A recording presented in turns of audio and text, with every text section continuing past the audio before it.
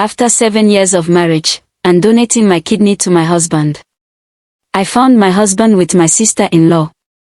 I was just a tool. They say love is sacrifice. I just never thought my sacrifice would cost me more than my health. It cost me my identity. 7 years ago, I stood in front of family and friends, eyes full of tears, heart full of hope, and vowed to love a man I thought God had tailor-made just for me.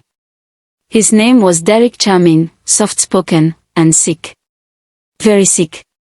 I knew about his kidney condition from the start. Stage 4. I knew what that meant. But I didn't care. I loved him. I loved him so deeply it scared me sometimes.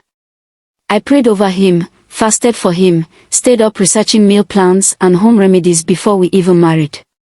I was already fighting for him before I became his wife. Fast forward 2 years into our marriage, the doctors said what I feared: he needed a kidney transplant. Fast. None of his family was a match. Not even his own brother. But guess who was? Me. I remember the moment they told us. Derek broke down. He cried into my chest and whispered, "God gave me life through you." I believed it. I believed us. It wasn't an easy decision, but it felt like the right one. I told myself, if I can save him, why wouldn't I? So I did. The surgery went well. Recovery was tough. Painful. But I smiled through it because he was okay. Because we were okay. Or so I thought. Little did I know, that was the moment things started to shift. Not right away, but slowly. Quietly. Like a thief sneaking in while you're sleeping. The man who once held me like I was air started pulling away. And I thought it was just healing stress. I thought it was work. I thought it was life. But it was something else. Someone else. And worst of all, she called me sister. After the surgery, things were supposed to get better. They didn't. At first, I made excuses for him. Derek was always tired, always irritable. I told myself it was just the medication, the mental toll of surgery, maybe even depression. But what about me? I had just gone under the knife too. I had scars too. I gave away an organ and still got up to make breakfast, clean the house, handle bills, and check on him. But no one ever asked how I was doing. Not even him. He was always on his phone, always smiling at something I couldn't see. He started locking his screen, taking calls outside. He even changed his passwords. But every time I asked, he'd snap back with, "Why don't you trust me? After everything we've been through." And that line would shut me up. Because he was right. We had been through so much. I didn't want to look paranoid. I didn't want to be that wife who checked his phone or accused him without proof. But proof was coming. Piece by piece. It started with a necklace I didn't recognize. Found it tucked in the glove compartment of his car when I was looking for a tissue. It wasn't mine. It wasn't his mom's. He brushed it off, said it was probably his niece's. I wanted to believe him. Then came the missed dinners. The cancelled plans. The business trips that weren't even listed on his company calendar. And all the while, I kept playing the role of supportive wife. I told myself, he's been through so much, he deserves grace. Maybe I'm overthinking. We are just in a rough patch. But then she started showing up more. His sister-in-law. Well, my sister-in-law, technically. His late brother's wife. She'd always been around, polite, helpful, even friendly. We had cooked together, laughed together. She helped me nurse him during recovery. I thought she was family. But soon, something in her hugs felt longer. Her smiles, too sweet. And the way he looked at her. God, I hate myself for not seeing it sooner. Because deep down, I already knew. I just didn't want to admit that I was being replaced by someone who used to call me sis. It was a Thursday night. I remember because we had just finished evening prayer, and Derek said he was stepping out for a quick drive to clear his head. Something in me told me to check his phone before he left. But it was locked. No problem. I'd washed his fingers enough times to know the pattern. It opened. I don't know what I expected to find. Maybe flirty text. A few calls. What I found was worse. Much worse. There were call logs to her, my sister-in-law, sometimes 5, 6 times a day. Midnight. 2 a.m. 5:42 a.m. And messages that made my stomach turn. I miss your warmth. Last night was crazy. When can we talk again? She's starting to ask questions. I'll handle it. I felt my hand tremble as I scrolled. I couldn't believe what I was seeing. The man who cried when I donated a kidney for him, the man I nursed back to life, the man I stood by even when my own family said I was giving too much, that same man was making love to another woman in text. A woman who had worn my clothes, ate from my plate, held my hand and told me I was the strongest woman she knew. I wanted to scream, but I couldn't. I just sat on the edge of the bed, phone in hand, heart in pieces. When he came home, I didn't even confront him. Not that night. I couldn't. Instead, I did something I had never done before in our marriage.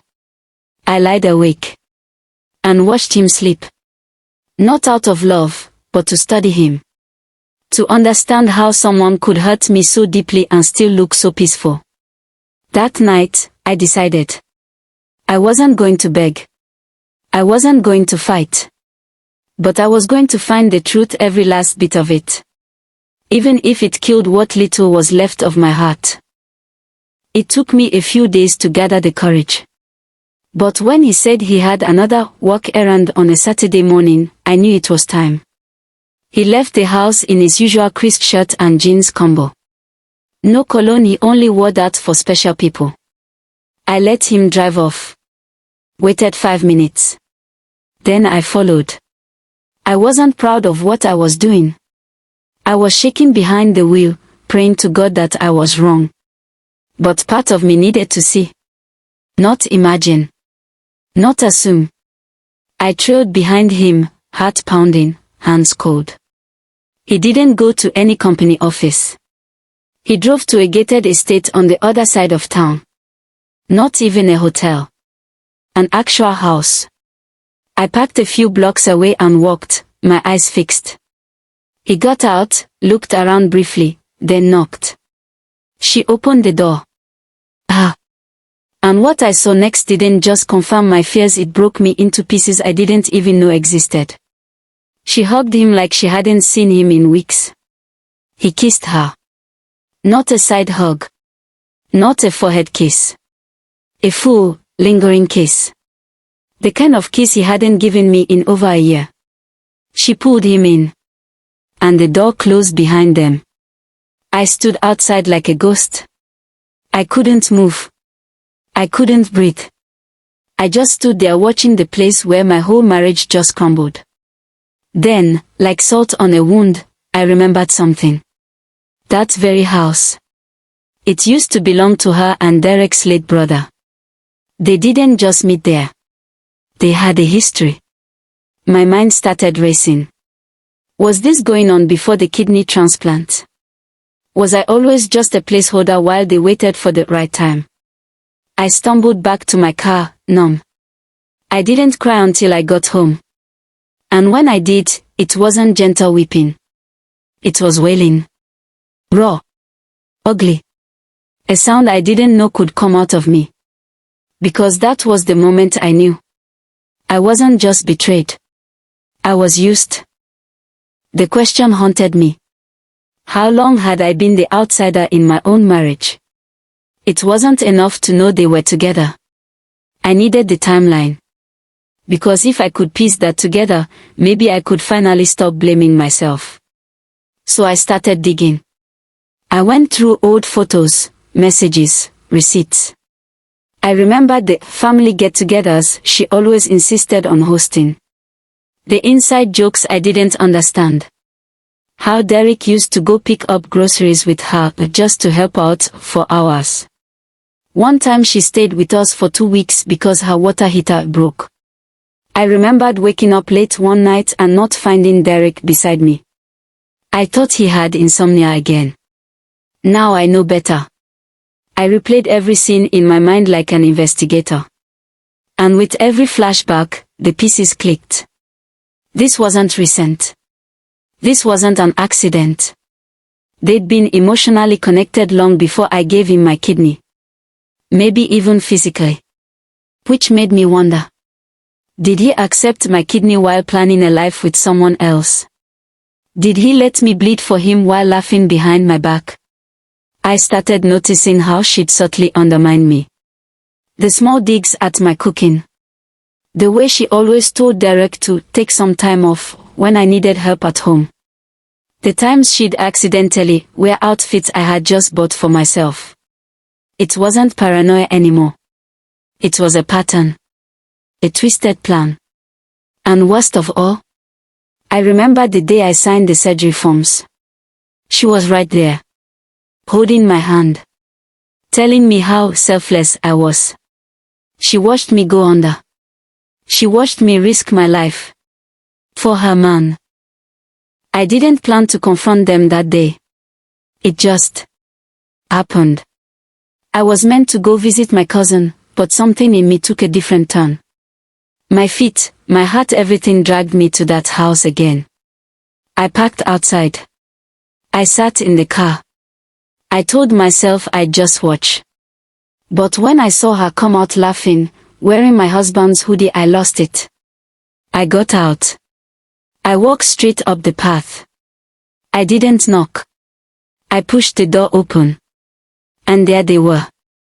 Sitting on the couch. Derek's hand on her thigh. Her lips on his neck.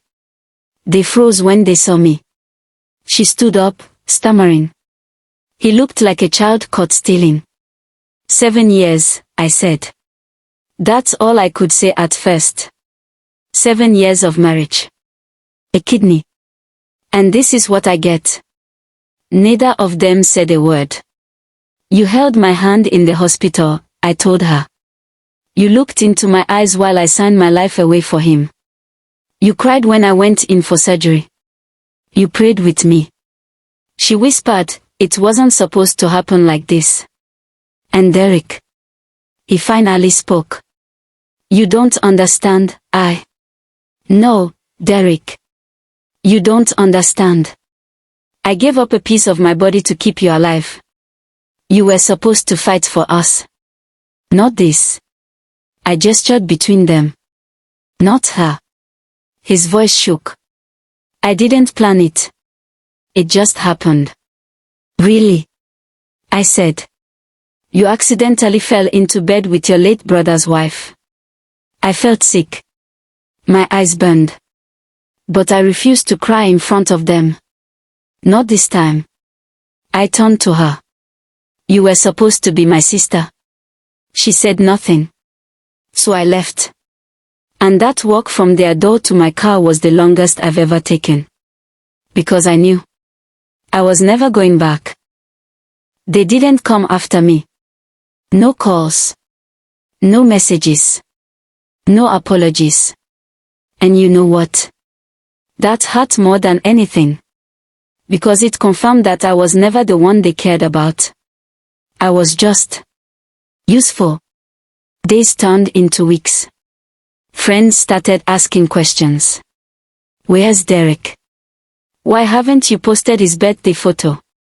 I stayed quiet. Until I wasn't. I told them everything. Some were shocked. Some cried. And a few said the words that still echo in my head. You were too good to him. He never deserved you. But here's the part one never saw coming. One night, sitting in my room, I found myself saying it out loud. I want my kidney back. I didn't care how ridiculous it sounded. I didn't care how impossible it was. That kidney wasn't just an organ. It was 7 years of love, of sacrifice, of loyalty, of nights I stayed up monitoring his medication, while he was texting her. I gave him my life, and he gave my heart to someone else. So yes, I want my kidney back. I want him to feel the hole he left in me. I want her to know she's walking around with a man who wouldn't even be breathing without the woman he betrayed. And as crazy as it sounds, I wrote him a letter. And at the very end, I said, "Since you chose her over me, kindly return what I gave. I want my kidney back. And my peace." Of course, he never replied. But it wasn't really for him. It was for me. To reclaim something. Anything. So now I'm here. Alive. Healing. Scarred, yes, but no longer silent. And to whoever's reading this, was I wrong to demand my kidney back? The letter didn't satisfy me. Silence didn't heal me. And prayers, well, they gave me strength, but not justice. So I hired a lawyer. Yes. I'm suing my husband for the kidney I gave him. People told me I was crazy. They said, "You can't sue for something you donated voluntarily." But this isn't just about a kidney. It's about deception. It's about manipulation. It's about being used like a life-saving tool and then discarded like trash. I walked into that courtroom with my head high. The press caught wind of it. Wife sues husband for kidney after infidelity scandal. They called me petty, bitter, emotional. But no one saw me when I couldn't walk after surgery. No one saw me praying next to his hospital bed. No one saw me clutch my side when the pain wouldn't let me sleep for weeks. I stood before the judge and said, "Your Honor, I'm not here because I regret saving a life. I'm here because the man whose life I saved destroyed mine in return. He betrayed me with my late brother's wife. He took my kidney and gave his heart to someone else. I want that betrayal acknowledged. I want the world to know that you can't use people and walk away clean." And even though I knew I wouldn't get my kidney back, even though the court ruled that organs, once donated, are non-refundable, I want something bigger. I want my voice. I want my dignity. And I want back the narrative. He left that courtroom a man forever known as the one who betrayed his own lifeline. And me. I walked out in silence, no longer broken, just reborn. Now I ask you, the listener. I gave him my kidney to save his life. He gave my heart to another woman. Was I wrong to sue him?